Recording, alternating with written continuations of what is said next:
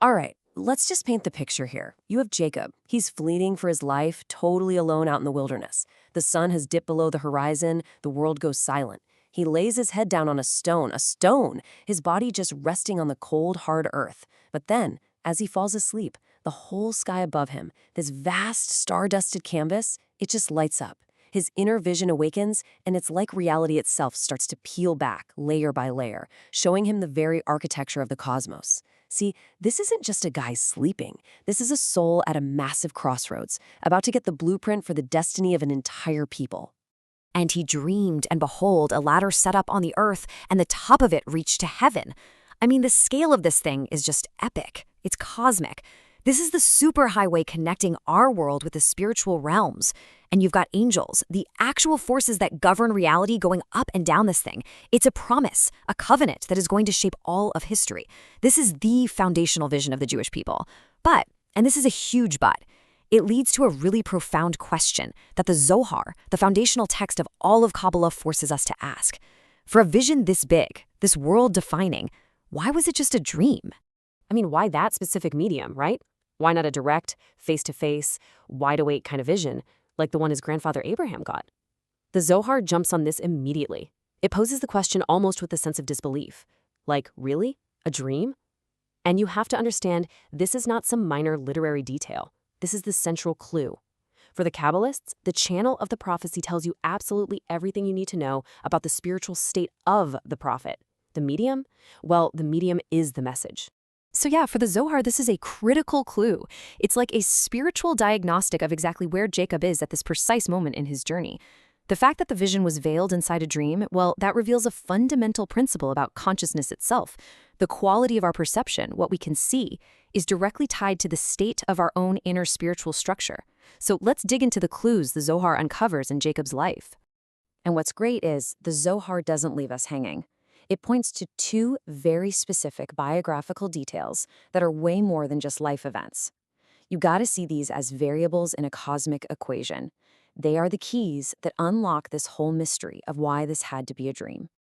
Okay, so clue number one, he was unmarried. He was a solitary individual not yet plugged into a complete spiritual circuit. And second, his father Isaac was still alive. Now, that might sound a little strange, right? I mean, wouldn't having his father alive be a good thing, a blessing? Well, spiritually, it's a bit more complicated.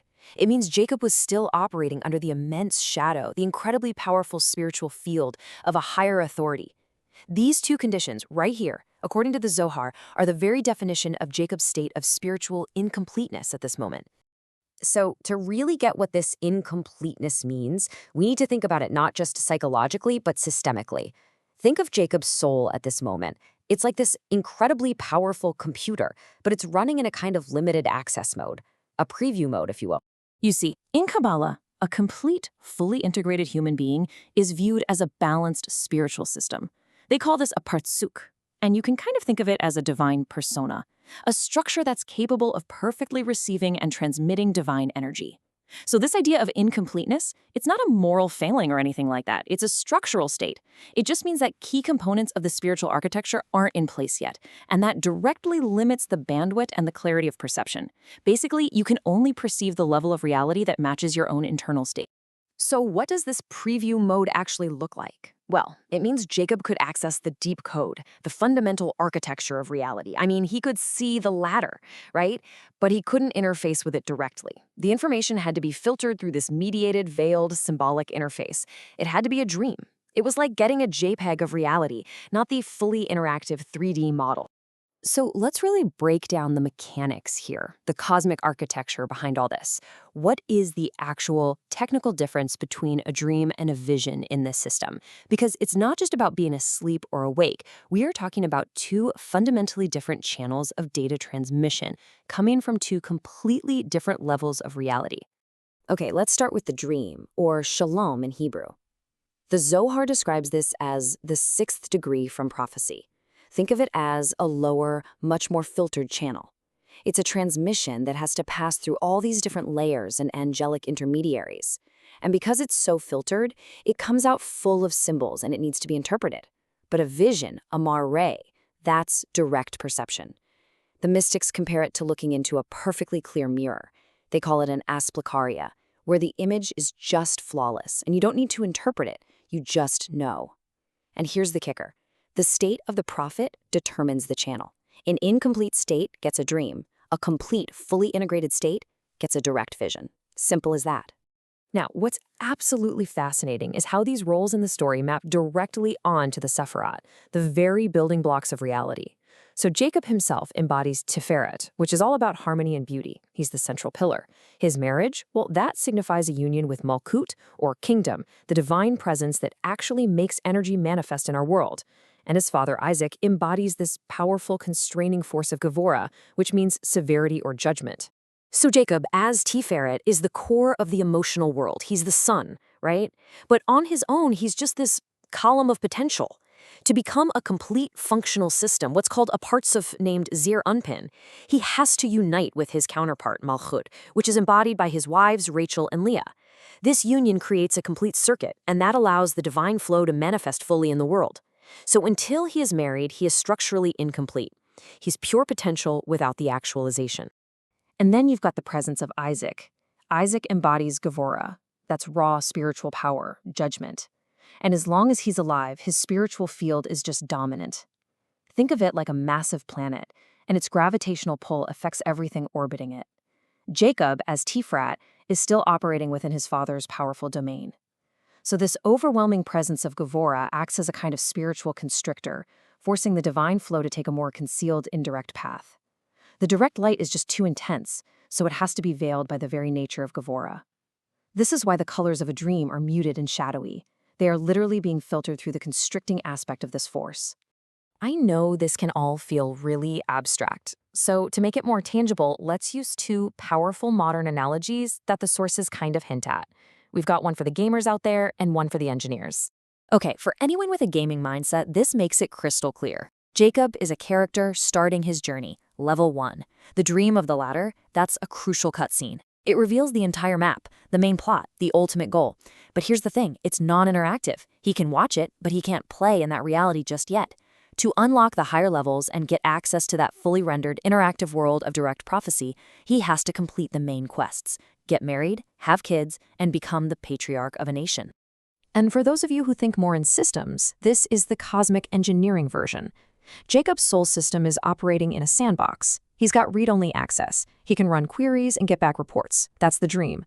The data is totally accurate, but it's static. He just lacks the full administrative privileges you'd need to directly interface with the core operating system of reality.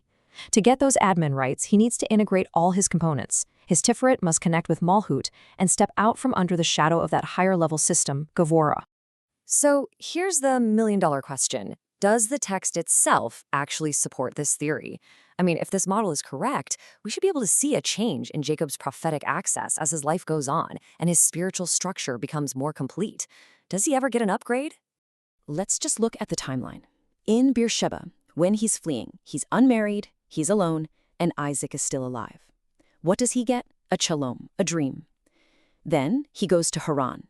He marries Leah and Rachel. He has 11 sons. He completes the core structure of his family. He wrestles with the angel, and his whole identity is elevated from Jacob to Israel.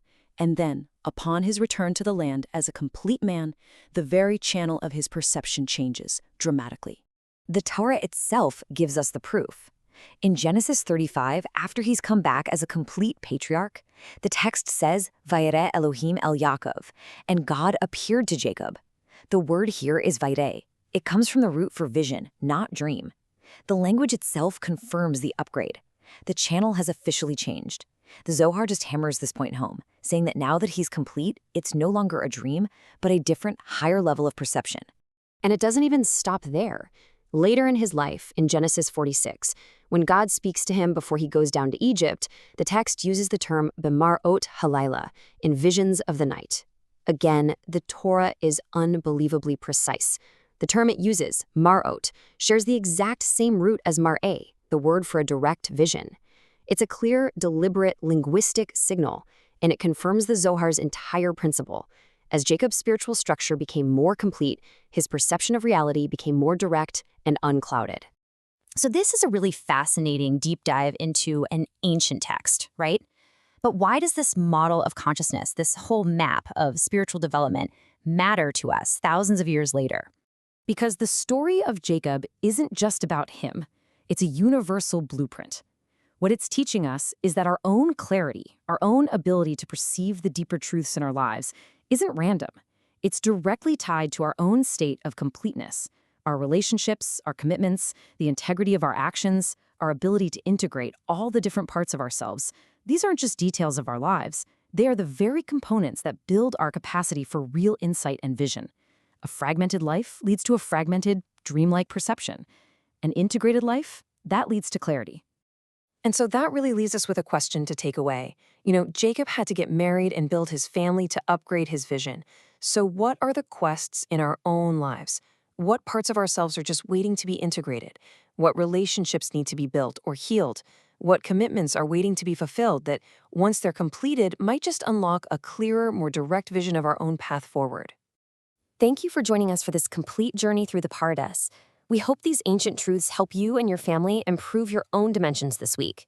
If you enjoyed this full chapter deep dive, please like, subscribe, and share which part of the journey touched your soul in the comments. We'll see you in the next chapter.